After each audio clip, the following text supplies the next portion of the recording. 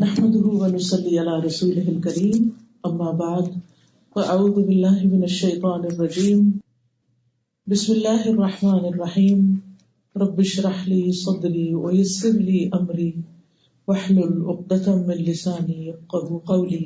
قرآن مجید میں اللہ سبحانہ تعالیٰ فرماتے ہیں، سورۃ البقرہ کی آیت نمبر 177 ہے، ليس البر ان تولوا وجوهكم قبل المشرق والمغرب ولكن البر من آمن بالله واليوم الآخر والملائكة والكتاب والنبيين وآتى المال على حبه ذوي القربى واليتامى والمساكين وابن السبيل والسائلين وفي الرقاب وأقام الصلاة وآتى الزكاة والموفون بعهدهم إذا عاهدوا والصابرين في البأساء والضراء وحين البأس اولئک الذین صدقوا واولئک هم المتقون۔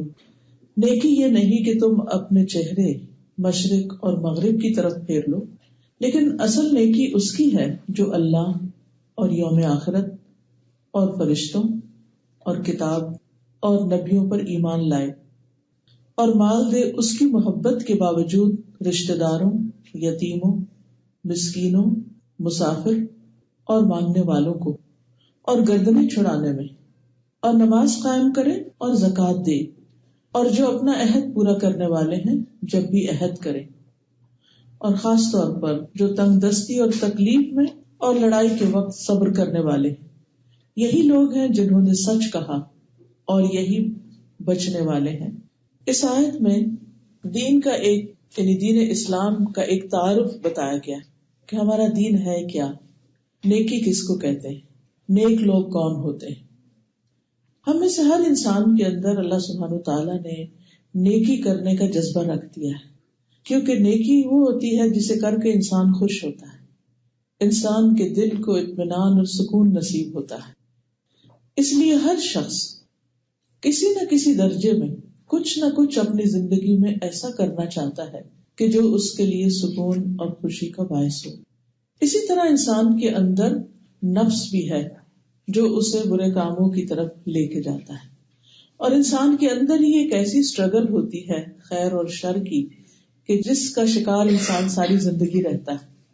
کبھی انسان کی خیر اس کی بدی پہ غالب آ جاتی ہے، کبھی انسان کا شر جو ہوتا ہے وہ خیر کو دبا دیتا ہے، لیکن ایسا کبھی نہیں ہوا کہ کوئی بھی شخص پیور ایول ہو، کہ اس کے اندر صرف برائی ہی برائی، اور ایسا بھی کبھی نہیں ہوا کہ کوئی انسان اینجل ہو اور اس کے اندر کوئی بھی گناہ یا کوئی بھی برائی نہ ہو۔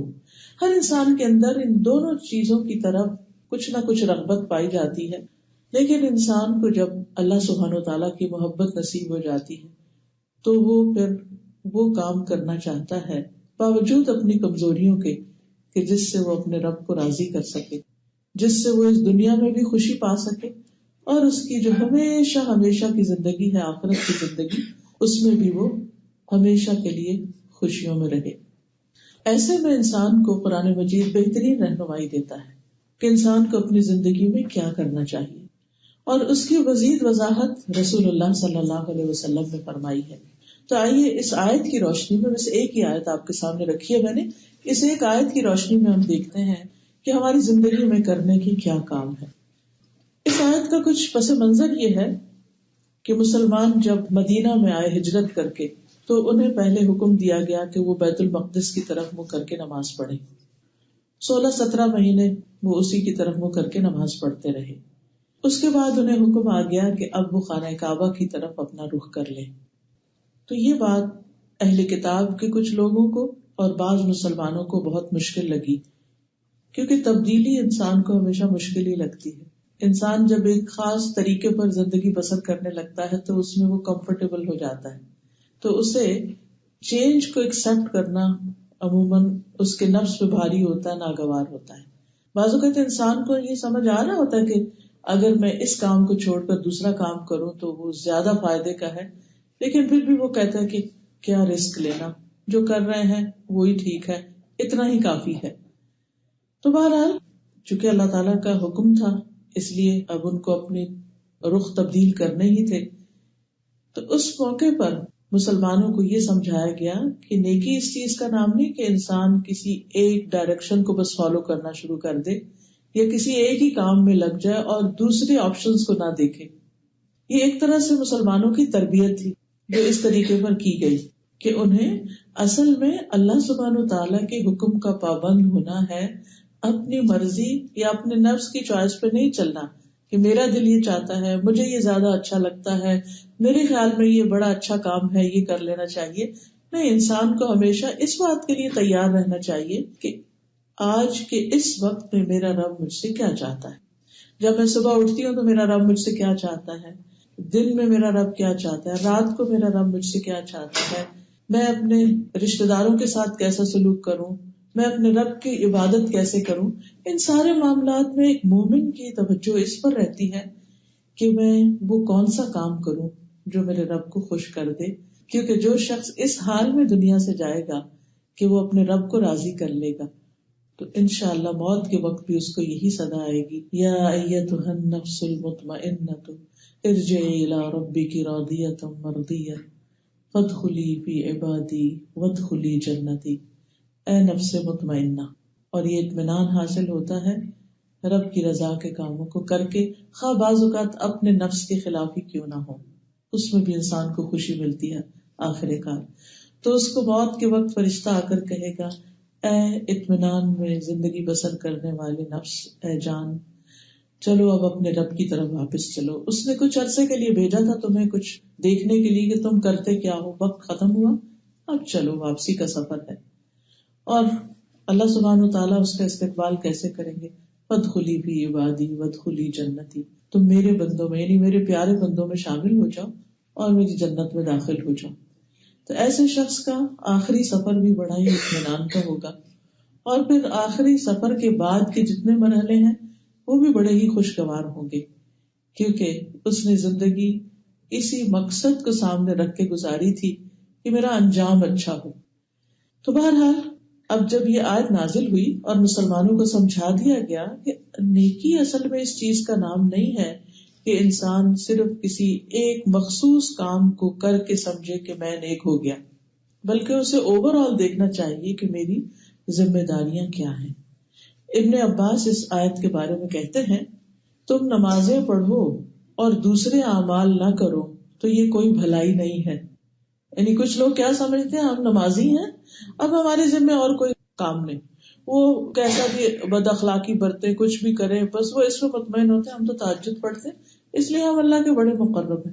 تو ابن عباس کہتے ہیں کہ تم نمازیں پڑھو اور دوسرے اعمال نہ کرو تو یہ کوئی بھلائی نہیں.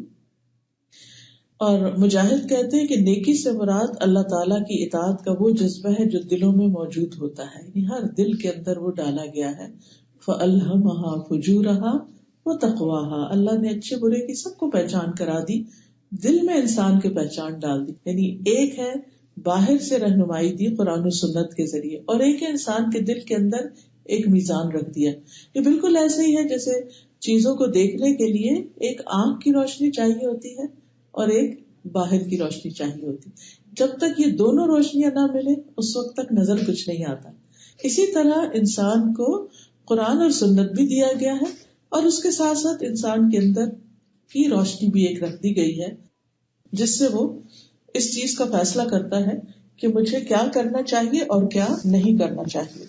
وابصہ کہتے ہیں کہ میں رسول اللہ صلی اللہ علیہ وسلم کے پاس آیا تو آپ نے فرمایا کہ تم نیکی کے بارے میں پوچھنے آئے ہو. لیکن انسان کے اندر یہ ہوتا ہے نا کہ مجھے کوئی اچھا سا کام کرنے کو ملے. میری ایک جاننے والی ہے، وہ جب میسج کریں گی، جب بات کریں گی تو بس مجھ سے ایک ہی فرمائش ہوتی ہے ان کی، مجھے کوئی نیکی کا اچھا سا کام بتا دیں. تو میں نے کہتی ہوں جو کام بھی تم اچھی نیت سے کرو گی، اچھے جذبے کے ساتھ کرو گے، وہی نیکی بن جائے گا. بس تڑپ لگی ہوئی ہے ان کو ہر وقت کہ میں کوئی بس اچھے سے اچھا کام کر لوں. تو نبی صلی اللہ علیہ وسلم بھی پہچان گئے کہ ان کے آنے کا مقصد یہی ہے کہ نیکی کیا ہے. تو وہ کہنے لگے جی ہاں میں اسی مقصد سے آیا ہوں. تو آپ نے فرمایا اپنے دل سے پوچھو، اور دل کیا کہتا ہے اپنے اندر جھانک کے پوچھو، کیونکہ اللہ نے اندر وہ چیز رکھی ہے انسان کے.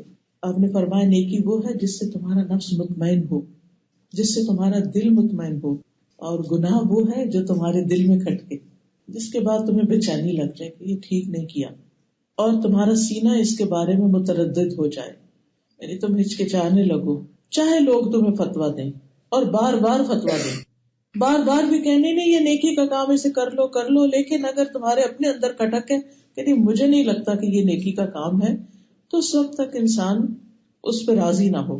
اب اس میں آپ دیکھیے کہ ایک فائن لائن ہوتی ہے خواہش نفس کی اور ضمیر کی آواز کی۔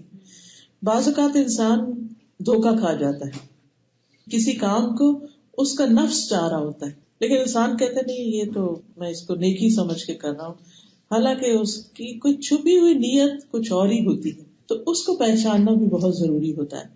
تو بہرحال نیکی کے بارے میں انسان صرف علم حاصل کر کے نہیں کچھ کر سکتا جب تک کہ اپنے اندر بھی نہ پوچھے۔ اس کی مثال میں یوں دوں گی کہ بعض اوقات ایک ہی وقت میں آپ کے سامنے 2-3 چیزیں آ جاتی ہیں، یہ بھی نیکی کا کام ہے، یہ بھی نیکی کا کام ہے، یہ بھی نیکی کا کام ہے۔ اب انسان کہتا ہے کہ میں کیا کروں اس وقت؟ اس وقت میں آپ کو اپنے حالات اور ماحول کے مطابق بھی دیکھنا چاہیے کہ یہاں میری ذمہ داری کیا ہے۔ مثلا آپ نماز کے لیے وضو کر کے کھڑی ہوئی اور اتنے میں آپ کے ہسبینڈ آ گئے اور وہ کہتے مجھے جلدی سے کھانا دو کیونکہ مجھے فلاں کام جانا ہے۔ اب آپ نے حدیث پڑھ رکھی ہے کہ اول وقت کی نماز جو ہے وہ اللہ سبحانہ تعالیٰ کو بہت پسند ہے اور بخشش کا ذریعہ ہے، اور دوسری طرف ایک بھوکے انسان کو کھانا کھلانا ہے اور اس کا کام بھی بہت امپورٹنٹ ہے۔ وہ مسجد سے نماز پڑھ کے آگے اور آپ اپنے کاموں میں لگی ہوئی تھی کہ ابھی آپ کو وقت ہے تھوڑا سا۔ اب اس وقت آپ سوچتے ہیں کہ اچھا مجھے تو نیکی کمانی ہے اس وقت۔ اب اس وقت نیکی کیا ہے؟ پھر آپ کا دل کیا کہتا ہے؟ ارجنسی کس چیز کی ہے؟ کھانا، زیادہ سے زیادہ کھانا لگانے میں کتنی دیر لگ جائے گی؟ کوئی بہت بڑی چیز ہے؟ اس وقت کچھ لوگ ریجڈ ہو جاتے ہیں، نہیں میرا وہ جو اول والا وقت ہے نا وہ نکل جائے گا، نہیں اس وقت اب یہ کام زیادہ امپورٹنٹ ہے۔ اسی طرح ایک شخص نبی صلی اللہ علیہ وسلم کی خدمت میں حاضر ہوا اور کہنے لگا کہ میں آپ سے بیعت کرنا چاہتا ہوں کہ میں جہاد کروں گا اور میں ہجرت کروں گا اور نیکی کے کام کروں گا۔ تو آپ نے فرمایا کہ تم نے اپنے ماں باپ کس حال میں ان کو چھوڑ کے آئے؟ تو ان کا کہ وہ میں جب آیا تو رو رہے تھے نا، کیونکہ میرے علاوہ ان کو کوئی دیکھنے والا نہیں۔ تو آپ نے اس سے بیعت نہیں لی، آپ نے اسے کہا جاؤ واپس اور اپنے ماں باپ کو خوش کرو جیسے تم ان کو رلا کر آئے ہو۔ اب اس میں آپ دیکھیے کہ بعض اوقات ایسا بھی ہو جاتا ہے کہ آپ کے گھر کے اندر کوئی بیمار ہے، کوئی مجبور ہے، کوئی معذور ہے، کوئی ایسی مجبوری ہے کہ جس کی وجہ سے آپ باہر نکل کے کسی ہسپتال میں جا کے والنٹیئر کرنے کا کام نہیں کر سکتے، حالانکہ وہ والنٹیئرنگ بھی بہت اچھی چیز ہے، لیکن اس وقت آپ کے گھر کے اندر جو بیمار ہے وہ ہسپتال میں زیادہ بیمار کی نسبت زیادہ مستحق ہے آپ کی خیر کا یا آپ کی خدمت کا۔ تو اس طرح جب انسان اپنے ضمیر سے پوچھنے لگتا ہے، دل سے پوچھنے لگتا ہے، تو پھر فیصلہ کرنا بڑا آسان ہو جاتا ہے۔ پھر اسی طرح کسی بھی نیکی کو حقیر نہیں سمجھنا چاہیے۔ بعض اوقات ایک کام بہت بڑا لگتا ہے اور دوسرا کام بس چھوٹا سا ہی لگتا ہے، معمولی لگتا ہے، تو معمولی کام کو بھی معمولی نہیں سمجھنا چاہیے۔ اگر اس وقت ہمارے کرنے میں کوئی چھوٹی چیز ہی آ رہی ہے تو اس کو بھی کر لینا چاہیے، اپنی شان کے خلاف نہیں اس کو سمجھنا چاہیے کہ نہیں مجھے تو ہر وقت بڑے بڑے کام ہی کرنے ہیں اور یہ تو میری شان کے خلاف ہے چھوٹا سا کام۔ نہیں، اس وقت اگر آپ کو وہی میسر ہے تو وہی کر لیجیے، وہی قبول ہو جائے گا۔ نبی صلی اللہ علیہ وسلم نے فرمایا ہر وہ نیکی صدقہ ہے جو تم کسی امیر یا فقیر کے ساتھ کرو، اور دوسری روایت میں ہے کسی نیکی کو حقیر نہ سمجھا کرو، اگرچہ کسی کو ایک رسی ہی دو یا کسی کو جوتے کا تسمہ ہی دو۔ یعنی بعض اوقات کسی کو رسی چاہیے تو اس وقت رسی دینا نیکی ہے، اور کسی اور وقت میں آپ کو صرف ایک جوتے کا چھوٹا سا تسمہ دینا ہے کسی کو، کیونکہ اس وقت اس کی شدید ضرورت ہے وہ تسمہ، کہ اس کے بغیر وہ چل نہیں سکتا۔ تو رسی دیکھنے میں تو بہت بڑی ہے اور تسمہ چھوٹا سا ہے، لیکن اس وقت کی ضرورت ہے کہ اب رسی نہیں چاہیے، تسمہ چاہیے۔ تو یہ حکمت کی باتوں میں سے ہے نا کہ انسان کے نہیں اس وقت یہی کافی ہے میرے لیے۔ تو بعض اوقات زندگی میں انسان کے حالات ایک طرح سے ہوتے ہیں، بعض اوقات دوسری طرح، تو انسان کو ہمیشہ یہ دیکھنا چاہیے کہ اس وقت، آج میں، ناؤ، ٹوڈے، اللہ نے مجھے کس حالت میں رکھا ہے، مجھ پر کیا ذمہ داری ڈالی ہے، اس وقت میری سچویشن کیا ہے، اور اب میں کیسے نیکی کما سکتے ہیں. بعض اوقات مثلاً آپ کہیں کسی بڑے اچھے کام جا رہے ہوتے ہیں اور راستے میں ٹریفک بلاک ہو جاتی، اب آپ وہاں بیٹھ کے کڑ رہے ہیں، باتیں کر رہے ہیں، کبھی کچھ نہیں ہے. ریلیکس ہو جائیں، اس لیے کہ اس وقت نیکی یہی ہے کہ آپ اس وقت کو صبر کے ساتھ اور ذکر کے ساتھ گزار لیں، اللہ کی تسبیح شروع کر دیں اور چلتے جائیں. جب اللہ نے لکھا ہوگا پہنچ جائیں گے، ٹینشن کی کیا ضرورت ہے. یا اگر کسی بھی خاص وجہ سے کوئی ڈیلے آ گیا ہے تو کوئی بات نہیں. ایسی صورتوں میں انسان اگر اس سچویشن کے مطابق اپنے اخلاق کو اچھا رکھے اور دوسرے پر بدگمانی نہ کرے، یہی نیکی ہے. نبی صلی اللہ علیہ وسلم نے فرمایا نیکی اچھے اخلاق کا نام ہے. بعض اوقات ہم ایک لمبی سی نماز پڑھ کے سلام پھیرتے ہی بچوں کو ڈانٹنا شروع کر دیتے ہیں، تو یہ کیا نیکی ہوئی؟ کیونکہ وہ ہوتا ہے ہم جب نماز پڑھ رہے تھے نا، آوازیں آ رہی ہوتی پیچھے، وہ کوئی کچن میں کیا ہو رہا ہے، ادھر کیا ہو رہا ہے، ادھر، اور ادھر سے نماز بھی ڈسٹرب ہو جاتی ہے اور پھر بس سلام پھیرنے کی دیر ہوتی، نہ ذکر نہ اذکار، اور ہم کچھ اور شروع ہو جاتے. تو اس چیز کا بھی دھیان رکھنے کی ضرورت ہے کہ اس وقت اللہ سبحانہ وتعالیٰ نے آپ کو ایک امتحان میں ڈالا ہے کہ وہ دیکھ رہا ہے کہ اب تم کیا کرتے ہو. وہاں پر اپنے اینگر کو کنٹرول کر لینا، اپنی جذباتیت کو لگام دینا اور ٹھہر کے تحمل سے برتاؤ کرنا ہی اصل نیکی ہے. اور اس طرح کے بہت سے ٹیسٹ زندگی میں آتے ہیں. یہ جو چیزیں اوپر نیچے ہو جاتی ہیں، ساری کوششوں کے باوجود یہ اصل میں ہمارا پیشنس ٹیسٹ کرنے کے لیے آتی ہیں. ہم نے کچھ اور پلان کیا ہوتا ہے، ہم کچھ اور چاہ رہے ہوتے ہیں اور چیزیں بالکل اس کے اپوزٹ ڈائریکشن ہونے لگتی ہیں. تو ایسی صورت میں انسان ٹھیک ہے اپنی غلطی کا ضرور جائزہ لے کہ مجھے یہ کام ایسے نہیں ایسے کرنا، اس کی آئندہ کے لیے اصلاح کر لیں، لیکن پیشنس کو نہ لوز کرے. پھر اسی طرح آپ صلی اللہ علیہ وسلم نے فرمایا راستے سے تکلیف دہ چیز کا ہٹانا نیکی ہے، یہ بھی صدقہ ہے. تمہارا اپنے بھائی کے سامنے مسکرانا بھی صدقہ ہے. حشاش بشاش چہرے سے ملنا نیکی ہے. سلام پھیلانا نیکی ہے، یعنی دوسروں کو آگے بڑھ کے خود سلام کرو، پہل کرو. اچھی بات کرنا، فرمایا حسن الکلام، حسن الکلام جو ہے وہ بھی نیکی ہے اور یہ بخشش کا ذریعہ ہے. ایک شخص آیا اور اس نے کہا اللہ کے رسول مجھے ایسا عمل بتا دے جو مجھے جنت میں داخل کر دے. آپ نے فرمایا مغفرت کو واجب کرنے والی دو چیزیں ہیں، سلام پھیلانا اور اچھی بات کرنا، یعنی دوسروں سے جب بات کرو اچھے سے کرو. والکلمۃ الطیبۃ صدقہ، اور اچھی بات کہنا بھی صدقہ ہے. اسی طرح تسبیح کرنا، سبحان اللہ، الحمدللہ، لا الہ الا اللہ، اللہ اکبر، یہ سب کہنا صدقہ ہے. کبھی انسان کے پاس مال نہیں ہوتا صدقہ کرنے کو، تو پھر وہ کیا کرے، اس وقت تسبیح شروع کر دے. اور جب مال ہو، مال اللہ کے راستے میں دے، وہ مال دینا بھی صدقہ اور یہ ذکر کرنا بھی صدقہ. تو سچویشنز مختلف ہوتی ہیں نا. اب کبھی ایک وہ چیز نہیں ہوتی جسے ہم نیکی سمجھتے ہیں، تو اس کا آلٹرنیٹ بھی ہمارے دین نے دیا. پلان بھی ہوتا ہے، ہمیں نہیں پتا ہوتا، اس لیے ہم فرسٹریشن کا شکار ہو جاتے ہیں. پھر اسی طرح سچائی اختیار کرنا نیکی ہے. آپ نے فرمایا یقیناً سچ نیکی کی طرف رہنمائی کرتا ہے، یعنی اللہ سبحانہ وتعالیٰ سچے لوگوں کو نیکی کی راہ دکھاتے ہیں اور نیکی جنت کی طرف رہنمائی کرتی ہے. اور آدمی مسلسل سچ بولتا رہتا ہے یہاں تک کہ اللہ کے ہاں صدیق لکھ لیا جاتا ہے، اس کا نام سچوں میں لکھ لیا جاتا ہے. قرآن مجید میں آتا ہے نا کہ قیامت کے دن جو لوگ نبی صلی اللہ علیہ وسلم کے ساتھ ہوں گے اور جنت میں داخل ہوں گے، من النبیین والصدیقین والشہداء والصالحین. تو صدیقین کا درجہ جو ہے وہ انبیاء کے بعد ہے، شہداء سے بھی پہلے ہے. یہ بہت بڑا مقام ہوتا ہے. اب اس میں انسان کو کوئی بہت بڑے کام نہیں وہ کر رہا، لیکن اس کی زبان جو ہے وہ سچ بولتی، اس بات کا بہت خیال رکھتا ہے کہ میں غلط بیانی نہ کروں. اور اگر انسان ہونے کے ناطے اس سے کوئی بھول چوک ہو جاتی ہے، کوئی چیز اس کو یاد نہیں رہتی اور اگر وہ کچھ کہہ بیٹھتا ہے تو اپنی ہی زبان سے اس کی تردید بھی کر دیتا ہے کہ میری پہلی انفارمیشن کے مطابق بات یہ تھی، بعد میں مجھے کچھ اور انفارمیشن ملی ہے، تو میں آپ سب کو واضح کر دینا چاہتا ہوں کہ پہلی بات ٹھیک نہیں تھی. کیونکہ اس کو اطمینان اس پر نہیں آتا کہ میں نے لوگوں کو مس گائیڈ کیا یا لوگوں سے کوئی غلط بات کی. بچے ہوں، مذاق میں ہو، شوہر ہو، کسی سے بھی غلط بیانی نہیں، سچائی. اسی طرح کسی کو کوئی کھانے پینے کی کوئی چیز دینا، یہ بھی صدقہ ہے. نبی صلی اللہ علیہ وسلم نے فرمایا تمہارا اپنے ڈول سے اپنے بھائی کے ڈول میں پانی ڈالنا، یعنی آپ نے جگ اٹھایا ہوا اور کسی کے گلاس میں آپ ڈال رہے ہیں، چاہے گھر والوں کو ہی دے رہے ہیں، اپنے بھائی کی بات کی ہے، غیر کی بات نہیں ہے، یہاں گھر والوں کی بات ہے. کہ بعض اوقات ہم اس میں بھی تنگ ہو رہے ہوتے ہیں کہ کیا تم لوگ خود نہیں پانی ڈال سکتے، خود ہی ڈال سکتے ہیں، لیکن آپ دیکھیے کہ صرف آپ کا ان کے لیے ڈال دینا آپ کی کیئر شو کرتا ہے، جس سے ان کے دل میں آپ کی ایک محبت بھی آئے گی، چاہے وہ سامنے نہ بھی اظہار کرے، لیکن باہر جا کے بچے ضرور کہتے ہیں ہماری امی ایسی بھی ہیں اور ایسی بھی اور ایسی بھی ہے.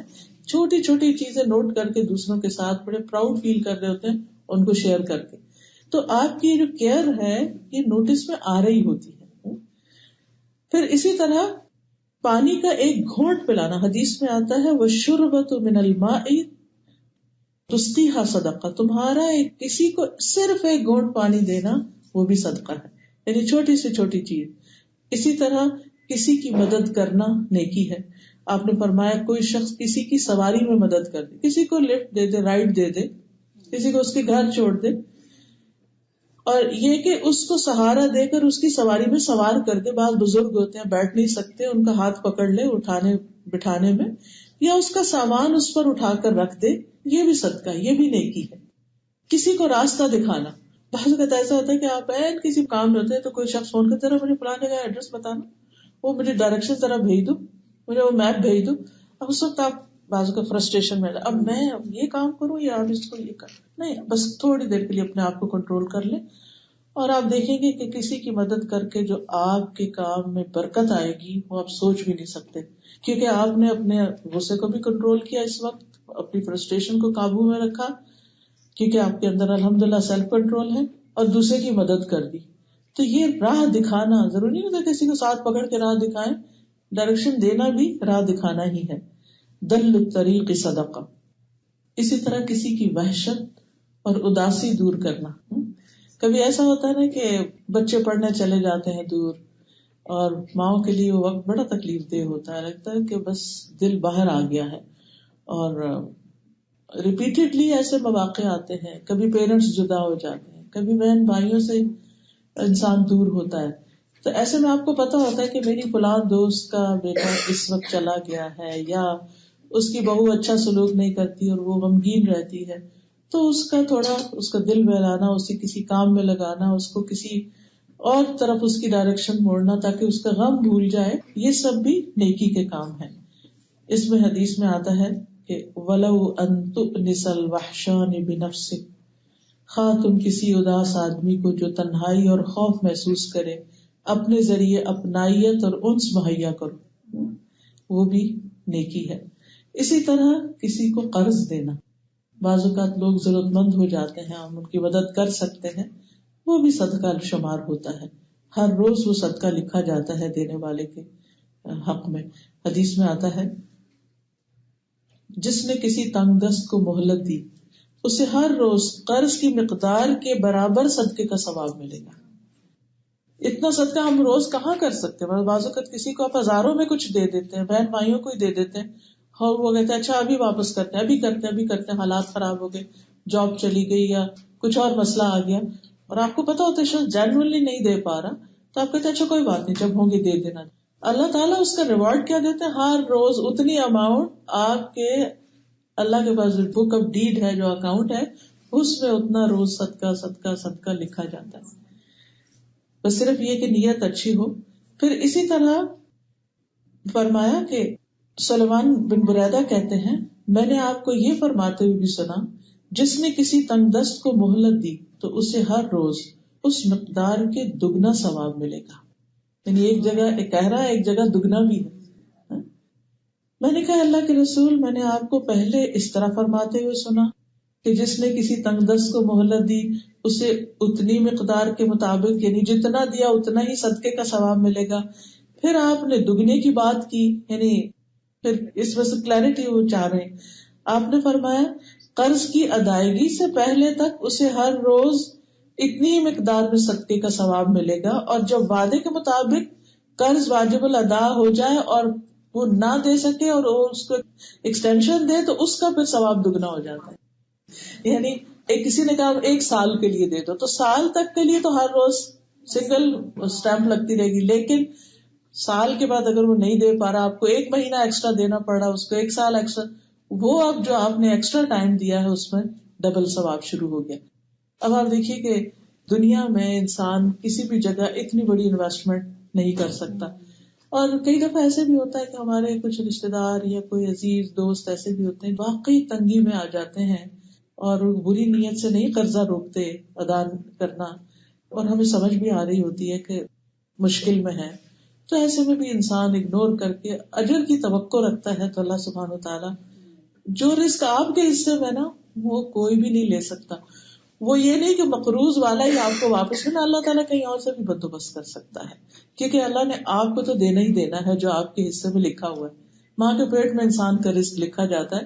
اس لیے انسان کو اس بات پر بہت غصہ اور پریشانی نہیں کرنی چاہیے، اور ہر وقت ایسی باتیں نہیں کرنی چاہیے کہ لوگ دھوکے باز ہوتے ہیں اور دیتے نہیں اور دینا نہیں چاہتے. ہمیں کیا پتا کسی کی نیت کا کہ واقعی نہیں دینا چاہتے.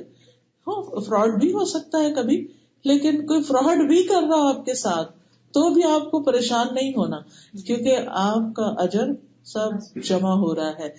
دنیا میں زیادہ سے زیادہ اتنا ہی دے دے گا نا جو آپ کو چاہیے، یعنی جو آپ نے دیا ہے.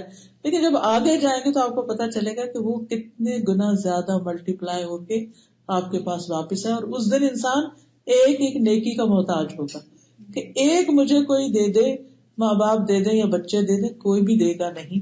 تو ایسی ساری چیزیں جس کو انسان نے اچھے طریقے سے زندگی بسر کی ہوگی اور دوسروں کو دکھ نہیں دیا ہوگا یا تانے نہیں دیے ہوں گے، کیونکہ بعض اوقات احسان کر کے پھر لوگ جینے بھی نہیں دیتے، بار بار ریمائنڈ کراتے ہیں، تو اپنا ہی سب کچھ ضائع کر دیتے ہیں.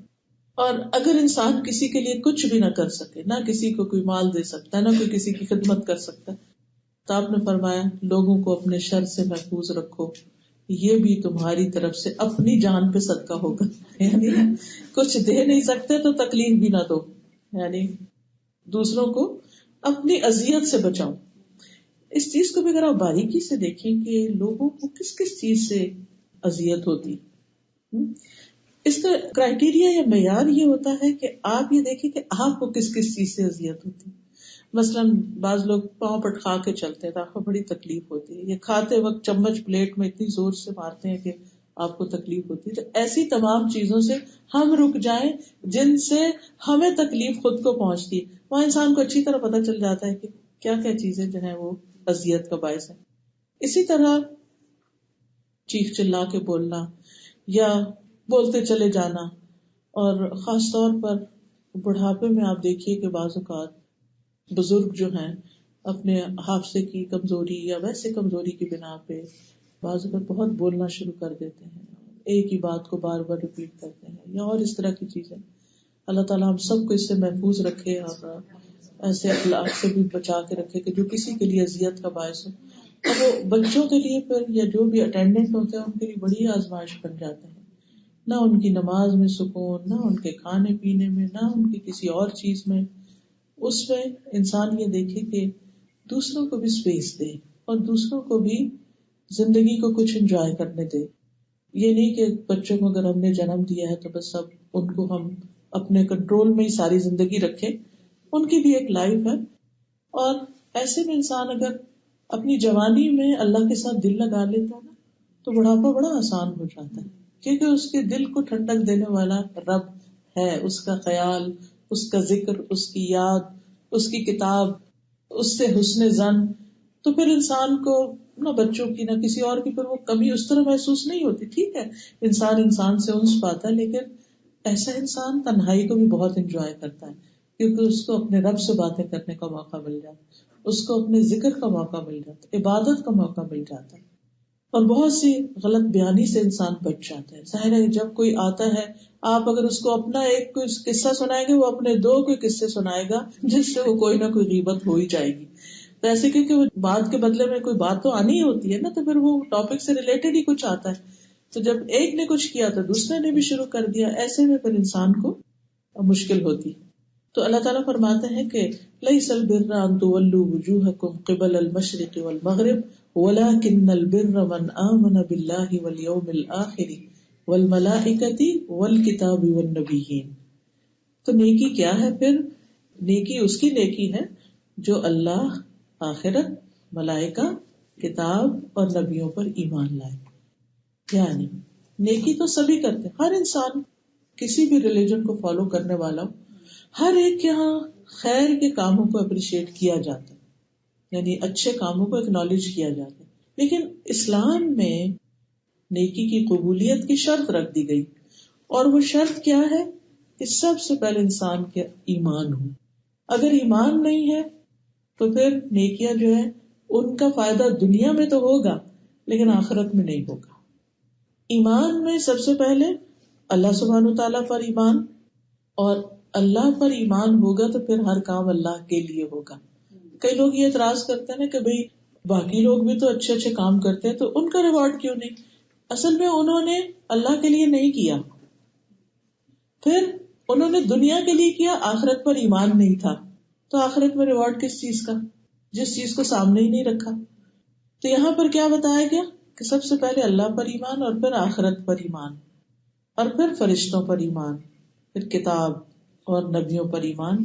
ان تمام چیزوں پر ایمان لانا جو ہے یہ نیکی کی قبولیت کے لیے ضروری ہے. اگر انسان ان میں سے صرف ایک چیز کا انکار کر دیتا ہے، اس آیت میں تقدیر کا ذکر نہیں، حدیث سے ہمیں تقدیر کا بھی پتہ چلتا ہے، اگر ایک چیز کا بھی انکار کر دیتا ہے تو نتیجہ کیا نکلتا ہے؟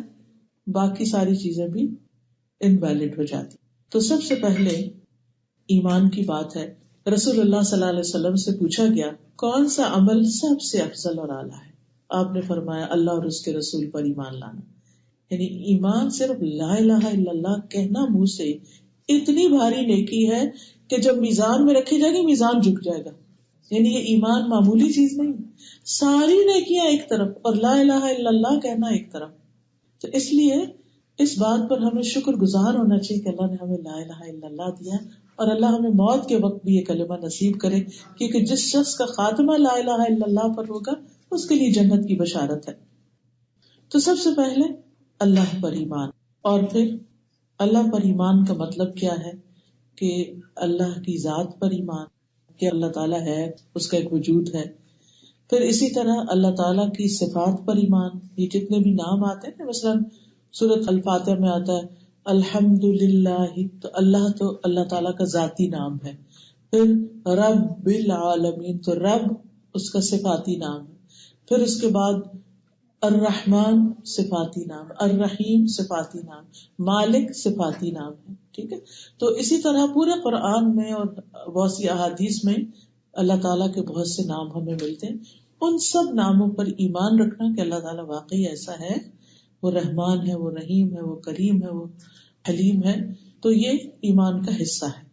پھر اسی طرح اللہ تعالیٰ کے رب ہونے پر خاص طور پر ایمان، ربوبیت پر ایمان کہ سب کو پیدا کرنے والا وہ ہے، سب کا رازق وہ ہے، اور سب کا مالک بھی وہی ہے. اور پھر اللہ تعالیٰ کے الہ اور معبود ہونے پر ایمان، الوہیت پر ایمان کہ عبادت کے لائق اس کے سوا کوئی اور نہیں. اور نیکی کیا ہے کہ انسان شرک سے پرہیز کرے، اللہ کے ساتھ کسی اور کو اس کی ذات اور صفات میں شریک نہ کرے. دوسری اہم چیز آخرت پر ایمان، یعنی قیامت کے واقع ہونے پر ایمان کہ قیامت آئے گی اور پھر دوبارہ ہم جی اٹھیں گے مرنے کے بعد. اور پھر آخرت میں جن جن چیزوں کا ذکر آتا ہے ان سب پر ایمان، مثلاً حوض کوثر، رسول اللہ صلی اللہ علیہ وسلم کی شفاعت، پل صراط، جنت، جہنم، اور یہ کہ جنت نعمتوں کا گھر ہے، جہنم عذاب کی جگہ ہے. ان سب چیزوں پر ایمان لانا. اسی طرح قبر کی زندگی پر ایمان کہ برزخ میں ایک زندگی ہے، یعنی دنیا سے ہم جب جاتے ہیں تو روح الگ ہو جاتی ہے لیکن اس کے بعد برزخ سب کے لیے ہے. قرآن مجید میں بھی اس کا ذکر آتا ہے، اور احادیث سے بھی ہمیں پتہ چلتا ہے کہ مومنوں کی روحیں جو ہیں وہ ایک جگہ ہوتی ہیں علیین میں، اور برے لوگوں کی روحیں سجین میں ہوتی ہیں. مرنے کے بعد ہر کوئی اپنے جیسے لوگوں کے ساتھ جا کے مل جاتا ہے، نیک لوگ نیکوں کے ساتھ اور بد بدوں کے ساتھ. اس لیے دنیا میں انسان جن لوگوں سے محبت رکھتا ہے مرنے کے بعد انہی لوگوں کے اندر رہے گا اور انہی کے اندر سے اٹھایا جائے گا. اسی لیے ہم دیکھتے کہ یوسف علیہ السلام کو جب اللہ تعالیٰ نے نبوت بھی دے دی، بادشاہت بھی دے دی، تو انہوں نے اپنے لیے کیا مانگا. یعنی انسان کہتا ہے نا اس کے بعد مانگنے کو رہ کیا گیا، تو انہوں نے کہا توفنی مسلما والحقنی بالصالحین، اللہ مجھے اسلام کی حالت میں فوت کرنا، یہ مرتے وقت لا الہ الا اللہ نصیب کرنا، اور مرنے کے بعد نیک لوگوں میں ملانا مجھے. کیونکہ دنیا میں بھی آپ دیکھیں اچھے لوگوں کی کمپنی انسان کی خوشیوں میں اضافہ کرتی ہے. آج ہی میں جاوید چودھری کا ایک آرٹیکل پڑھ رہی تھی، تو اس نے ایمسٹرڈیم میں ایک شخص سے ملاقات کی جس کی ایج شاید 97 ایئرس تھی، اور وہ کہتا ہے کہ وہ لگتا 45 یعنی 40s میں وہ لگتا تھا. تو میں اس کے پاس پہنچ گیا کہ میں اس سے صحت مند زندگی کا راز پوچھوں. تو وہ لوگوں کی کوچنگ کرتا ہے، یعنی لوگوں کو بتاتا ہے کہ صحت مند زندگی اور لمبی عمر جینے کا راز کیا. تو بہرحال اس نے تفصیلات ہے کافی اس میں، لیکن خلاصہ یہ کہ کہنے لگا کہ جب میرا جو ٹائم تھا اس پر ہمارے ساتھ 4-5 لوگ تھے، اور وہ اوپن میں سیشن لیتا ہے، گھاس پہ ہم سب بیٹھ کے، اور اس نے کہا ہے کہ اچھی زندگی گزارنے کے لیے 5 یا 6 ڈاکٹرز اپنے ساتھ رکھو. تو ایک ہے ڈاکٹر سن یعنی سورج، دوسرا ہے ڈاکٹر ایکسرسائز، تیسرا ڈاکٹر فرینڈز، اچھے فرینڈز، اچھی کمپنی. 4-5 چیزوں کا ذکر کیا، اور اس میں اور ایک ہے ڈاکٹر بلیف یعنی ایمان، اور ڈاکٹر سلیپ صحیح نیند. یہ تھی سب چیزیں. تو آپ بھی بے شک ان سب چیزوں کا خیال ہی رکھتے ہوں گے، لیکن اس نے کہا کہ ایکسرسائز از مسٹ، اور پھر صحیح نیند کا آنا، اور نیند تبھی صحیح آتی جب صحیح ایکسرسائز وغیرہ کی. اور پھر اس کے ساتھ ساتھ یہ ہے کہ اللہ پر ایمان یا آپ کا جو یقین ہے وہ بہت ضروری ہے. اور پھر اچھے فرینڈز، کہ اچھے فرینڈز جو ہیں ان میں انسان رہتا ہے جب، اور وہ اس کے نیگیٹیوٹی کو بھی پازیٹیوٹی میں بدل دیتے ہیں، اس کی پریشانی کو خوشی میں بدل دیتے ہیں. تو یہ خوش رہنے کا اور لمبی زندگی جینے کا راز ہے، کیونکہ غم انسان کو مار ڈالتے ہیں. غم تو ہر انسان کی زندگی میں، لیکن اگر انسان ایسے ہی ماحول کے اندر رہتا رہے نا جہاں ہر وقت منفی باتیں ہوتی ہیں، کیونکہ بعض اوقات انسان اگر باہر کوئی ایسا شخص ہے تو اسے چھوڑ سکتا ہے، مگر گھر والوں کو تو نہیں چھوڑ سکتا. اور ہو سکتا ہے آپ کے والدین ہی ہر وقت پریشانی کی باتیں کرتے ہیں. کئی گھروں میں آپ دیکھیں بچے بہت ڈپریسڈ ہوتے ہیں، چھوٹی عمر میں ہی ڈپریشن میں چلے جاتے ہیں، کیونکہ انہوں نے ماں باپ کو صرف لڑتے ہوئے ہی دیکھا ہوتا ہے. یا یہ کہ ماں باپ ہر وقت کوئی پریشانی کی باتیں، کبھی قرضے کی، کبھی کسی چیز کی، کبھی کاروبار کی، کبھی جاب کی. اسی لیے کہتے ہیں کہ بچوں کے سامنے ایسی باتیں نہیں کرنی چاہیے، کیونکہ وہ بچپن میں ہی بوڑھے ہو جاتے ہیں بےچارے. پھر اسی طرح یہ ہے کہ چلے ماں باپ کا گھران تو بہت اچھا تھا، لیکن جب شادی ہوئی ہسبینڈ اچھا ہے مگر ساس جو ہے وہ ہر وقت اس قسم کی باتیں کرتی ہیں کہ آپ کڑتے ہی رہتے ہیں، یا پھر ساس بہت اچھی ہیں لیکن ہسبینڈ جو ہے وہ ہر وقت نیگیٹو باتیں، کریٹیسزم، ہر وقت ایسے ریمارکس دینا کہ جس سے انسان کی سیلف اسٹیم جو ہے نا وہ لو سے لو ہوتی چلی جائے. تو انسان سوچتا ہے کہ جائے تو جائے کہاں. یہ تو حل نہیں کہ انسان گھر چھوڑ دے، کیونکہ گھر چھوڑ کے یا ایک شخص کو چھوڑ کے ضروری نہیں کہ اگر آپ کسی اور شخص کے ساتھ آپ کا رشتہ ہو تو وہ بہت ہی اچھا انسان ہو. دنیا میں ہر طرح کے لوگ موجود ہیں. تو ایسے میں شوہر کیسا بھی ہو، سسرال کیسا بھی ہو، ماں باپ کیسے بھی ہو، بہن بھائی کیسے بھی ہو، کولیگز کیسے بھی ہو جہاں آپ کام کرتے ہیں ورک پلیس پر، لیکن اگر آپ کے پاس اچھے دوست ہیں، اچھی کمپنی ہے، تو یہ سارے غموں کو دور کرنے کے لیے فائدہ مند ہوگی. اور اچھی کمپنی وہی ہوتی ہے کہ جن لوگوں کے اندر ایمان ہوتا ہے اور اخلاص، اور جن پہ آپ ٹرسٹ کر سکتے ہیں، جن کے ساتھ آپ اپنے دکھ اگر شیئر کریں تو آپ کو یہ یقین ہو کہ یہ کہیں اور کوئی ایک لفظ بھی نہیں نکالنے والے، یہ آپ کے راز کو راز رکھیں گے اور آپ کو ہمیشہ اچھا مشورہ دیں گے، چاہے آپ کے خلاف کیوں نہیں جاتا. یعنی اچھا دوست صرف وہ نہیں ہوتا کہ جو ہر وقت آپ کی ہاں میں ہاں ملائے. اچھا دوست وہ ہوتا ہے جو آپ کو صحیح ڈائریکشن دے کہ یہ چیز فائدے کی ہے اور یہ چیز فائدے کی نہیں. تو بہرحال صالحین کی دوستی، نیک لوگوں کی مجلس، اچھی مجلسوں میں بیٹھنا، علم حاصل کرنا، یہ ساری چیزیں انسان کے غموں کو دور کرنے کا ذریعہ بنتے ہیں. تو اس کو اختیار کرنے سے انسان کی زندگی دنیا کی بھی اچھی گزرتی ہے، برزخ میں بھی، اور آخری ہمیشہ ہمیشہ کی زندگی بھی. پھر ایمان میں ملائکہ پر ایمان آتا ہے، اور یہ بھی بہت ضروری ہے. جب انسان ملائکہ کی تفصیلات پڑھتا ہے تو حیران ہو جاتا ہے کہ اللہ تعالیٰ نے ہمارے لیے انویزیبل مخلوق خدمت کے لیے رکھی ہوئی، سبحان اللہ، جن کو ہم نہیں دیکھتے لیکن وہ ہمارے لیے بہت سے کام کر رہے ہوتے. بارش برسانے کے کام سے لے کے وحی لانے کا کام، وہ جو نبی صلی اللہ علیہ وسلم پر جبریل علیہ السلام وحی لائے تھے، پھر اسی طرح اور بھی یعنی اس قسم کی چیزیں جو یعنی فرشتے جو کام کرتے ہیں، تو ہمیں یہ یاد رکھنا چاہیے کہ ان پر ایمان لانے کا مطلب یہ کہ ان کے جو کام بتائے گئے ہیں ان کو ہم مانیں کہ ہاں واقعی وہ کام کرتے ہیں. مثال کے طور پر میکائیل جو ہے بارش اور زمین کی نباتات، یہ ویجیٹیشن جو ہے اس پر مقرر ہے. اسی طرح ملک الموت کی جان نکالنے کا بھی ایک فرشتہ ہے، بادلوں کا فرشتہ ہے، اور فرشتوں کی تعداد کتنی ہے کہ آسمان پر جو فرشتے ہیں، آپ نے فرمایا کیا جو کچھ میں سن رہا ہوں تم بھی سنتے ہو؟ ہم تو کچھ نہیں سن رہے، لوگوں نے کہا. آپ نے فرمایا بے شک میں تو آسمان کے چرچرانے کی آواز سن رہا ہوں.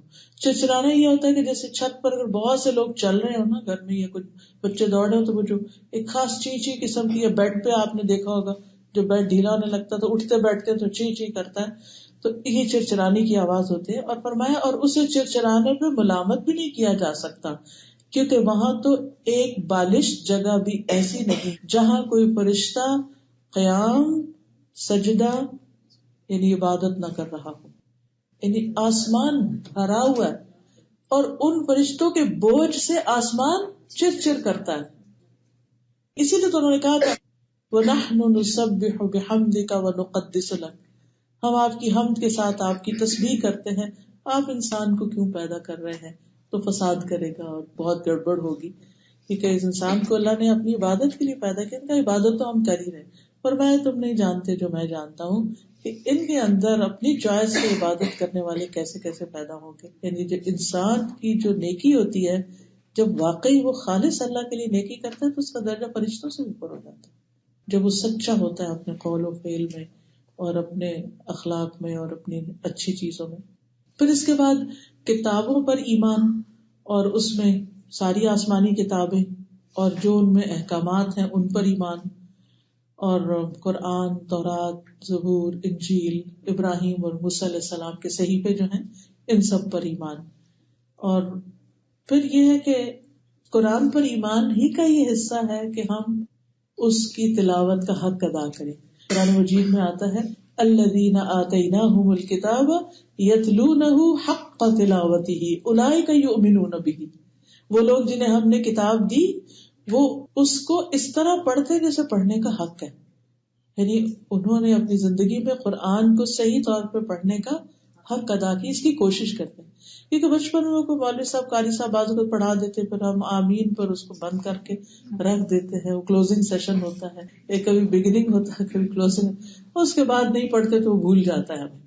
تو بڑے ہو کر بھی اگر احساس ہو جائے نو میٹر واٹ کب زندگی کا کوئی بھی حصہ ہے پڑھنا شروع کر دیں. اولئک یؤمنون بہ، ایسے لوگ اس پر ایمان رکھتے ہیں. کیونکہ جس چیز پر ایمان ہونا اس کے ساتھ ایک گہرا تعلق ہونا چاہیے، اس کو سمجھنا چاہیے، اس کے مطابق عمل کرنا چاہیے. پھر ہے نبیوں پر ایمان، اور ہم سب جانتے ہیں کہ اللہ تعالیٰ نے انسانوں کی ہدایت کے لیے ہر جگہ انبیاء بھیجے. ان پر ایمان کا مطلب یہ ہے کہ ہم ان کی عزت کریں، توقیر کریں، ان کے معصوم ہونے کا عقیدہ رکھیں کہ وہ گناہ نہیں کرتے تھے اور صغیرہ کبیرہ گناہوں سے وہ پاک تھے. اور جو شخص نبیوں کی تصدیق کرتا ہے وہ جنت کے اعلیٰ ترین مقامات پر ہوگا. جب یہ ایمان آ جائے تو اس کے بعد پہلا کام کیا بتایا؟ فرمایا وآت المال علی حبہ، مال کی محبت کے باوجود مال خرچ کرے، مال دے. یہ بہت بڑی نیکی. آپ دیکھیے اللہ تعالیٰ نے ایمان کے فوراً بعد نماز کا ذکر نہیں کیا، مال خرچ کرنے کا، کیونکہ انسان کے اندر مال کی محبت رکھ دی گئی. وَإِنَّهُ لِحُبِّ الْخَيْرِ لَشَدِيدٌ، اور یہ سب کے ساتھ ہے، کسی نہ کسی درجے میں ہر انسان کے اندر مال کی محبت ہے. اور یہ بھی ضروری ہے کیونکہ اگر ہوگی تبھی حاصل کرنے کے بھی کوئی بھاگ دوڑ کرے گا، انسان محنت کرے گا، کوشش کرے گا، اور اس محبت کے ساتھ جب وہ خرچ کرے گا تو اس کا اجر کہیں زیادہ ہوگا. اگر محبت ہی نہیں ہے مال سے، کوئی غرض ہی نہیں ہے، آ رہا ہے ضائع ہو رہا نہیں ہے نہ سے، تو پھر اس میں خرچ کرنے میں تکلیف بھی کوئی نہیں ہوتی. جب انسان کما کے محنت کر کے کچھ لاتا ہے تو اس کو دینے میں کتنی مشکل ہوتی. تو وہ جس شخص کی میں بات کر رہی تھی نا 97 ایئرز اولڈ کی، اس کا معمول کیا ہے ایکسرسائز میں، اس نے بتایا کہ میں کیا کیا کرتا ہوں. ایک تو یہ کہ وہ کہتا ہے جب میں آفس جاتا تھا تو صبح 1 گھنٹہ واک کر کے جاتا تھا، اور آج کل وہ کیا کرتا ہے کہ شام کو سائیکلنگ کرتا ہے. سائیکلنگ میں کیا ہے کہ ایڈورٹائزنگ کمپنی سے وہ لے لیتا ہے ایڈورٹائزنگ کے پیپرز، اور شام بھر وہ لوگوں کے دروازوں پہ ڈالتا ہے، وہ اس کی شام کی ایکسرسائز ہے، یعنی سائیکلنگ کی ایکسرسائز ہے. اور جتنے پیسے اس کو ملتے ہیں وہ پورے کے پورے صدقہ کر دیتا ہے. یعنی اپنی ایکسرسائز بھی ہو گئی اور پھر جو ملا اس کو اپنے ہاتھ سے. اب آپ دیکھیے کہ 97 ایئر اولڈ کون کماتا ہے؟ کوئی نہیں کماتا. تو ایسا شخص جو کمایا سارے کا سارا دے دی. سوچئے اس کے اندر کیا خوشی کا لیول ہوگا. کہ ایک ہوتا ہے نا کہ ٹھیک ہے آپ کو کوئی مال ماں باپ کی طرف سے مل گیا، کوئی ہسبینڈ کی طرف سے مل گیا، ملا کچھ خرچ کیا اپنے پہ، کچھ دے دیا، وہ بھی ثواب ہے، اس کی بھی محبت ہوتی ہے انسان کو. لیکن وہ جو اپنی محنت اور کوشش کر کے تھک کے کمایا ہے، اس کو جب آپ خرچ کرتے ہیں، اس کے خرچ کرنے کی کوئی بات ہی کچھ اور ہوتی ہے. تو اس مال سے محبت بھی زیادہ ہوتی. وَيُطْعِمُونَ الطَّعَامَ عَلَى حُبِّهِ مِسْكِينًا وَيَتِيمًا وَأَسِيرًا انما نطعمکم لوجہ اللہ لا نرید منکم جزاء ولا شکورا. اتنا ان کا دل بھرا ہوتا ہے کہ خود کھانے کی محبت کے باوجود مسکین، یتیم اور قیدی کو کھلاتے ہیں. کہتے ہیں ہم تمہیں صرف اللہ کے چہرے کی خاطر کھلا رہے ہیں، کہ ہمیں شوق ہے کہ ہم قیامت کے دن اللہ کو دیکھیں، بس ہمیں یہ چاہیے. ہم تم سے کوئی شکریہ اور کوئی جزا نہیں چاہتے، تھینک یو بھی نہیں چاہیے. یعنی ان کے دل میں ایسا سکون، ایسی محبت ہے کہ ان کو تھینک یو سے بھی دل بھرا ہوا ہے، تھینک یو بھی نہیں چاہیے. بلکہ اگر کوئی شکریہ ادا کرنے لگے تو انہیں بوجھ لگتا ہے شکریہ کیوں کیا جا رہا ہے. تو ایسا مال خرچ کرنا جو ہے یہ ہے اصل نیکی. ایک شخص نے آپ سے پوچھا اللہ کے رسول صلی اللہ علیہ وسلم افضل صدقہ کون سا، بہترین صدقہ؟ فرمایا کہ تم تندرستی کی حالت میں صدقہ کرو. یعنی بیماری میں تو اکثر لوگ صدقہ کرتے ہیں بیماری دور کرنے کے لیے، اور تمہیں اس کی ہرس بھی ہو، تمہیں اس سے غنی ہونے کی امید بھی ہو، اور خرچ کرنے کی صورت میں محتاجی کا ڈر بھی ہو. پھر قرآن مجید میں آتا ہے لن تنالوا البر حتى تنفقوا مما تحبون. تم اس وقت تک نیکی کو پا ہی نہیں سکتے جب تک تم وہ خرچ نہ کرو جس سے تم محبت کرتے، اس میں سے خرچ نہ کرو. مما تحبون یعنی اپنی پسندیدہ چیز خرچ کرنا نیکی کو پانا ہے. پھر اسی طرح رسول اللہ صلی اللہ علیہ وسلم نے فرمایا اے ابن آدم، اپنی ضرورت سے زائد مال خرچ کرنا تمہارے لیے بہتر ہے. اگر تم اس کو روک لو گے تو تمہارے لیے برا ہوگا. اور گزر بسر جتنا رکھنے پر، یعنی جتنی ضرورت ہے تمہاری اس پر رکھنے میں ملامت نہیں. اور دینے کی ابتدا اپنے گھر والوں سے کرو، اپنی فیملی سے، اپنے بچوں سے، پھر اپنے رشتے داروں، پھر ایکسٹینڈیڈ رشتے داروں سے، اور اوپر والا ہاتھ نیچے والے ہاتھ سے بہتر ہے. یعنی اللہ کا محبوب ہے وہ جو دینے والا ہے.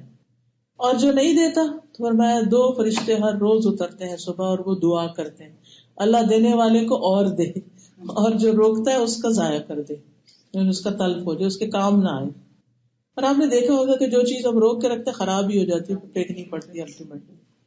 دے کس کو؟ ذوی القربا، رشتے داروں کو، یعنی قرابت دار، خون کے رشتے ہوں یا سسرال کے رشتے ہوں یا رضائی رشتے ہوں، جو بھی رشتے دار ہیں ان سب پر خرچ کرنا. آپ نے فرمایا 1 دینار تم نے اللہ کے راستے میں خرچ کیا، 1 غلام کو آزاد کرنے میں، 1 مسکین پہ، 1 اپنے گھر والوں، تو اجر کے لحاظ سے وہ سب سے افضل ہے جو تم نے گھر والوں پہ کیا. اس کا یہ مطلب نہیں کہ انسان باہر پھر کچھ دے نہ، خود ہی سب کچھ رکھ لے، نہیں.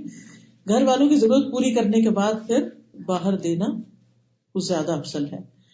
پھر اسی طرح گھر والوں کو انسان جو کھلاتا ہے پلاتا ہے، اپنے بیوی بچوں کو یا اپنے خادم کو، وہ سب بھی صدقہ ہے. رسول اللہ صلی اللہ علیہ وسلم نے فرمایا جب آدمی اپنی بیوی کو پانی پلاتا ہے تو اس پر بھی اس کو اجر دیا جاتا ہے. ارباز کہتے ہیں یہ حدیث سن کے میں اٹھا اور اپنی بیوی کو پانی پلایا اور اس کو حدیث سنائی جو نبی صلی اللہ علیہ وسلم سے سن کر آیا تھا. صحابہ کی یہ بہت بڑی خوبی تھی کہ جو سنتے تھے اس پر فوراً عمل کر لیتے تھے، کرنے والے ہوتے تھے. اسی طرح ایک اور صدقہ بڑا ہی بہترین صدقہ ہے جو نبی صلی اللہ علیہ وسلم نے بتایا کہ سب سے افضل صدقہ وہ ہے جو اپنے اس رشتے دار پہ کیا جائے جو پوشیدہ دشمنی رکھتا ہے، اس کے دل میں آپ کے خلاف بہت کچھ ہے، ظاہر نہیں بھی کرتا، ادھر ادھر کرتا رہتا ہے، تو آپ کو بھی خبریں پہنچ جاتی ہیں کہ وہ آپ کے بارے میں کیا رائے رکھتا ہے. تو ایسے شخص کو دینے کو دل نہیں چاہتا، لیکن انسان اپنے نفس کے خلاف جا کر جب اس کو دیتا ہے تو اس کا اجر زیادہ ہے. فرمایا کہ اس دشمنی کی بنا پر تم سے اعراض کرے، یعنی تم سے ڈھنگ سے پیش بھی نہیں آتا، سلام بھی نہیں کرتا، ملتا بھی نہیں، ناراض ہی ناراض رہتا ہے. کچھ رشتے دار ایسے بھی ہوتے ہیں نا کہ آپ جتنا بھی ان کی طرف آگے بڑھیں، جتنا بھی ان کے پاس جائیں، وہ بس ہاتھ نہیں آنے والے. پھر یتیموں پہ مال خرچ کرنا، مسکینوں پہ خرچ کرنا، اور ان کی پرورش کا اجر بھی ہے. ان کے سر پہ ہاتھ پھیرنا، یہ صرف مال ہی خرچ نہیں کرنا بلکہ ان کی کیئر کرنا. پھر مسکین وہ ہوتا ہے جو اپنی ضرورت خود پوری نہ کر سکے، خوراک، لباس، رہائش کی ضرورت خود پوری نہ کر سکے، تو ایسے شخص پر بھی مال خرچ کرنا چاہیے. اور جو شخص بیوہ اور مسکین کے لیے دوڑ دھوپ کرتا ہے، فرمایا وہ ایسا ہے جیسے اللہ کے راستے میں جہاد کرنے والا یا رات کو قیام کرنے والا، دن کو روزہ رکھنے والا. کس میں اتنی طاقت ہے کہ روز روزہ رکھے اور روز رات کو جاگتا رہے ساری ساری رات؟ فرمایا کہ جو بیوہ اور مسکین کے لیے دوڑ دھوپ کرتا ہے، ان کا خیال کرتا ہے، ان کی کیئر کرتا ہے. پھر اسی طرح مسکینوں سے محبت، یعنی صرف مال نہیں دینا بلکہ ان سے محبت بھی رکھنا. عموماً انسان اٹریکٹ ہوتا ہے، انسپائر ہوتا ہے ان لوگوں سے جن کی زندگی میں کوئی اچیومنٹس ہوتی ہیں، یا ان کے پاس مال ہوتا ہے، یا حسن ہوتا ہے، یا کچھ اور ہوتا ہے. اور غریب مسکین عموماً اگنور ہو جاتے ہیں. سادے سے لوگ ہیں، سو واٹ، لوگ سلام بھی نہیں ڈھنگ سے کرتے ان کو. تو ایسے لوگوں کی کیئر کرنا، ان کو اہمیت دینا، ان کو اپلفٹ کرنا، ان کا مورل ہائی کرنا، ان کو محبت دینا، یہ بہت بڑی نیکی ہے. پھر اسی طرح حضرت عائشہ کہتی ہیں کہ آپ صلی اللہ علیہ وسلم کے سامنے گوہ پیش کی، جیسے لیزرڈ ہوتی ہے نا، اس طرح آپ نے اس کو نہیں کھایا. تو حضرت عائشہ نے کہا اللہ کے رسول ہم مسکینوں کو نہ کھلا دیں. تو آپ نے فرمایا جو خود نہیں کھاتے وہ ان کو بھی نہ کھلاؤ. پھر اسی طرح مسافروں پہ خرچ کرنا.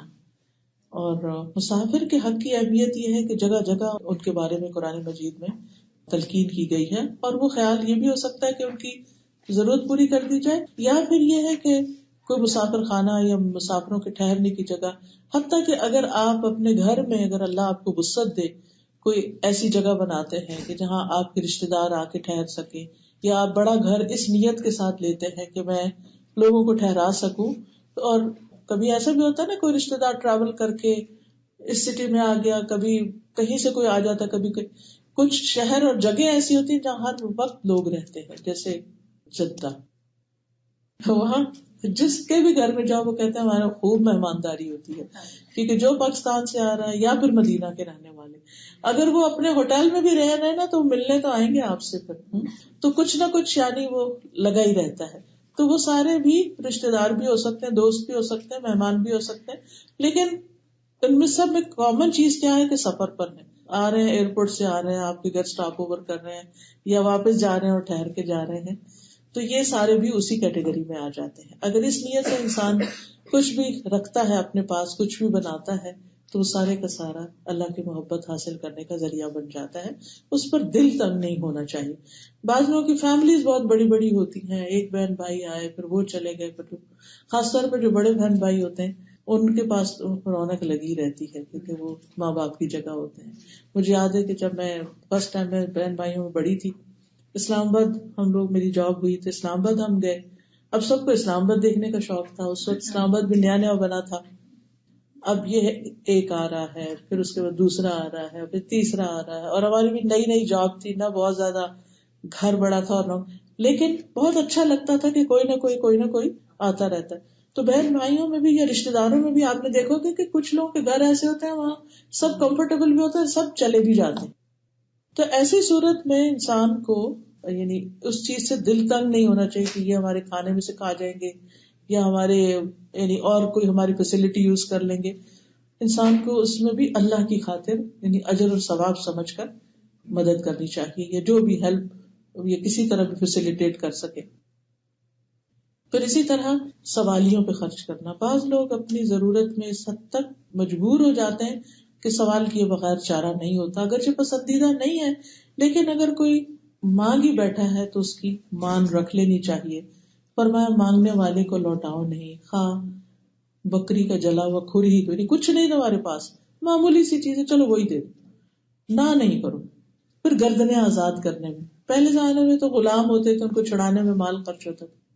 آج کے دور میں بھی آپ نے دیکھا ہوگا کہ پاکستان میں ہی آپ نے اخباروں میں پچھلے دنوں پڑھا ہوگا کہ لوگ بچوں کو گاؤں وغیرہ سے لے آتے ہیں اور سال بھر کے لیے ان کو معمولی سی کوئی تنخواہ دے دیتے ہیں، اور وہ بالکل ان سے ایسا ہی سلوک کرتے ہیں جیسے غلاموں سے کرتے ہیں. وہ اپنی مرضی سے چھٹی پہ نہیں جا سکتے، وہ بیمار ہو، کچھ ہو، بس انہیں کام ہی کام کرنا، وہ مشینیں بن جاتے ہیں. تو ایسے بچے نہ پڑھنے کے قابل ہوتے ہیں نہ کچھ. تو جہاں جہاں آپ ایسے بچوں کے لیے کوئی اسکول بنا سکیں یا کچھ بھی ان کی مدد کسی طرح بھی کر سکیں تو وہ لوگ بھی اس میں آ جاتے ہیں. بعض لوگ بے گناہ جیلوں میں پڑے ہوئے، یعنی ان پہ جھوٹے مقدمے ہو جاتے ہیں اور وہ بلا وجہ، چونکہ ان کے پاس پیسہ نہیں ہوتا اپنا مقدمہ لڑنے کے لیے، لہٰذا وہ پھنسے رہتے ہیں، تو ان پہ خرچ کرنا بھی اسی میں آ جاتا ہے. تو اس کا اجر یہ بتایا گیا کہ جو کسی غلام کو آزاد کرتا ہے تو جتنا حصہ اس کا ہوتا ہے اتنے فیصد وہ شخص خود آگ سے آزاد ہو جاتا ہے، اللہ تعالیٰ اس کو نجات دیتے ہیں. پھر اس کے بعد نیکی صرف اتنی نہیں کہ انسان خدمت خلق کے کام کرتا رہے، بلکہ اللہ کا حق بھی ادا کرے. وَأَقَامَ الصَّلَاةَ، نماز قائم کرے. نماز کی طرف بھی توجہ رکھے کہ کچھ لوگ صرف نیکی کے اور کام کرتے رہتے، نماز نہیں پڑھتے، پھر وہ بات نہیں بنتی. نماز کے وقت نماز اور خدمت خلق کے وقت خدمت خلق. نبی صلی اللہ علیہ وسلم نے فرمایا، جب ابن مسعود نے ان سے پوچھا کہ سب سے افضل عمل کیا ہے، تو آپ نے فرمایا نماز اس کے وقت پہ ادا کرنا اور والدین کے ساتھ نیکی کرنا، یعنی رشتہ داروں کا لحاظ رکھنا. پھر اسی طرح رات کی نماز، خاص طور پر تہجد کی نماز جو ہے. اور نمازیوں کے بارے میں اللہ سبحانہ و تعالیٰ خود پوچھتے ہیں. فرشتوں کی جو ڈیوٹی تبدیل ہوتی ہے نا صبح و شام، تو فجر اور عصر کی نماز کے وقت تو جب وہ واپس جاتے ہیں اعمال نامہ لے کر، اللہ تعالیٰ پوچھتے میرے بندوں کو کس حال میں چھوڑا، تو کہتے ہیں کہ وہ جب ہم گئے تو نماز پڑھے تھے، آئے تو نماز پڑھے تھے. تو ان کی گواہی ہوتی. قیامت کے دن بھی سب سے پہلا سوال نمازی کے بارے میں ہوگا. اور نماز چھوڑ دینا اہل جہنم کی صفت ہوتی ہے. سورۃ المدثر میں آتا ہے ما سلککم فی سقر قالوا لم نک من المصلین ولم نک نطعم المسکین، کہ ان سے پوچھا جائے گا کہ تم جہنم میں کیوں چلے گئے، کیوں، کس وجہ سے تم آگ میں جا پڑے. وہ کہیں گے ہم نماز نہیں پڑھتے تھے اور ہم مسکین کو کھانا نہیں کھلاتے تھے. تو اس لیے نماز کی ادائیگی جو ہے بہت ضروری ہے. دوسرے نمبر پر زکوٰۃ ادا کرنا، یعنی جو ہم فریضہ ہے ہم پر. کسی کے پاس بھی اگر 7.5 تولے سونا ہے یا پھر چاندی ہے 52 تولے اور سال اس پہ گزر گیا، یا اتنی اکول اماؤنٹ جو ہے کرنسی ہے اس کے پاس، تو اس پر زکوٰۃ فرض ہو جاتی. اس کی کیلکولیشن کے ساتھ اس کو ادا کرنا ضروری ہے. خواہ آپ زیادہ دے دیں آپ کی مرضی، لیکن کیلکولیشن ضروری، صرف اندازے سے نہ دیتے رہیں بلکہ ایگزیکٹ اماؤنٹ کا پتہ ہونا چاہیے. اور زکوٰۃ ادا کرنا جو ہے یہ اللہ کی رحمت پانے کا ذریعہ ہے، اور مال کا شر اور انسان سے وبال دور ہوتا ہے. جو خوش دلی سے زکوٰۃ دے اس کے لیے جنت کا وعدہ ہے، اور جس زیور کی زکوٰۃ ادا نہ کی جائے وہ جہنم میں لے جانے والا ہے. بلکہ حشر کے دن ایسے شخص پر اندھا ناگ مقرر کر دیا جائے گا جو اس کے منہ کو کاٹے گا. اور یہ سارے کام کر کے اللہ کے حق، بندوں کے حق دے کے پھر خاص طور پر ایک چیز کا ذکر کیا گیا، وَالْمُوفُونَ بِعَهْدِهِمْ إِذَا عَاهَدُوا، اپنے وعدے پورے کرتے ہیں، کمٹمنٹس نبھاتے ہیں. یہ بہت بڑی بات. بعض اوقات ہم کسی مسجد میں فنڈ ریزنگ ہو رہی ہے، وہ وہاں نام لکھا دیتے ہیں جی $1,00,000 دے دیں گے ہم، ہاتھ کھڑا کر دیتے ہیں، اور اس کے بعد آ کے نیت بدل جاتی ہے اور کہتے ہیں اب، یعنی کہ اور فتوے لیتے رہتے اب کیا کریں، وہ تو اس وقت یہ حالات تھے، اب کیا ہو گئے. ہو سکتا ہے تو مشکل ہو گئی ہو، لیکن کسی طرح کی بھی کمٹمنٹ انسان کرے، چاہے پرسنل لیول پر کرے یا کسی آرگنائزیشن کے ساتھ کرے یا کسی کام کے کرنے کی کمٹمنٹ کرے، کوئی کانٹریکٹ سائن کرے کہیں، یہ ساری چیزیں اسی میں آ جاتی ہیں. اور قیامت کے دن وعدوں کے بارے میں تو پوچھا جائے گا، ان العہد کان مسئولا. سورۃ بنی اسرائیل میں آتا ہے وَأَوْفُوا بِالْعَہْدِ إِنَّ الْعَہْدَ کان مسئولا. اور پھر آپ نے فرمایا جو اس میں تو ایمان نہیں جس میں امانت نہیں، اور اس کا دین نہیں جس میں عہد کی پابندی نہیں. اور پھر آخر میں ہے وَالصَّابِرِينَ فِي الْبَأْسَاءِ وَالضَّرَّاءِ وَحِينَ الْبَأْسِ. صبر کرنے والے ہیں تنگی میں، تکلیف میں، جسمانی تکلیف ہو یا مالی تکلیف ہو. نبی صلی اللہ علیہ وسلم نے فرمایا مومن کا معاملہ بھی بڑا عجیب ہے، اور یہ مومن کے سوا کسی اور کوئی بھلائی نصیب نہیں ہوتی کہ جب اس کو کوئی بھلائی ملتی ہے تو وہ اللہ کی تعریف کرتا ہے، شکر ادا کرتا ہے، اور مصیبت آتی ہے تو اس پر بھی اپنے رب کی تعریف کرتا ہے، یعنی صبر کرتا ہے اور صبر کرتا ہے. اور صبر کرنے والوں کے لیے خوشخبری ہے کیونکہ انسان کوئی بھی نیک کام کر نہیں سکتا جب تک اس کے اندر پیشنس نہ ہو. چاہے مسکرانے کا معاملہ ہو یا سلام کرنے کا ہو یا کھانا کھلانے کا یا مہمان کی خدمت کا یا نماز پڑھنے کا، ان ساری چیزوں میں انسان کو صبر کی ضرورت ہوتی ہے. اور جس کو صبر کی دولت مل جائے، کیونکہ سب سے بڑی دولت اس کو کہا گیا، اللہ اس کے ساتھ ہوتا ہے. وَاصْبِرُوا إِنَّ اللَّهَ مَعَ الصَّابِرِينَ وَاللَّهُ يُحِبُّ الصَّابِرِينَ. صبر کرنے والوں کو اللہ کی محبت نصیب ہوتی ہے، اور جس پہ کوئی ظلم کیا گیا اس پر وہ صبر کرے تو اللہ اس کی عزت میں اضافہ کر دیتا ہے، بے حساب اجر اس کو ملتا ہے جس کو وہ گن بھی نہیں سکتا، اور صبر کا بدلہ جنت ہی ہے. ایسا کرنے والے کون ہیں؟ اولئک الذین صدقوا واولئک هم المتقون. یہ سچے لوگ ہیں اور یہی متقی لوگ ہیں. کیونکہ انسان اپنی زندگی میں ایک اعتدال رکھتا ہے، اللہ کے حق بھی اور بندوں کے حق بھی دیتا رہتا ہے، تو پھر وہ اللہ سے کیے ہوئے لا الہ الا اللہ کے وعدے کو سچا کر دکھاتا ہے. تبھی انسان کے اندر تقویٰ بھی آتا ہے، اور تقویٰ آتا ہے تو پھر انسان کا دل اللہ کی طرف راغب ہوتا ہے. جب راغب ہوتا ہے پھر اس کی کتاب کی طرف راغب ہوتا ہے کہ ہم اس کی کتاب کو پڑھیں، اس کے دین کو سمجھیں، تاکہ ہمیں اچھے اچھے کاموں کی اور تفصیل پتہ چلتی جائے اور ہم اس کی رضا کے مطابق اپنی زندگی بسر کر سکیں. تو اللہ تعالیٰ ہمیں اس کی توفیق عطا فرمائے. وآخر دعوانا ان الحمد للہ رب العالمین. سبحان اللہ والحمد للہ ولا الہ الا اللہ واللہ اکبر ولا حول ولا قوة الا باللہ العلی العظیم. اللهم انی اسألک فعل الخیرات وترک المنکرات وحب المساکین وان تغفر لنا وترحمنا واذا اردت فتنة في قوم فتوفنا غیر مفتون. نسألک حبک وحب من يحبک وحب عمل يقربنا الى حبک. اللهم آت انفسنا تقواها وزکها وانت خیر من زکاها. ربنا تقبل منا انك انت السميع العليم وتب علينا انك انت التواب الرحيم.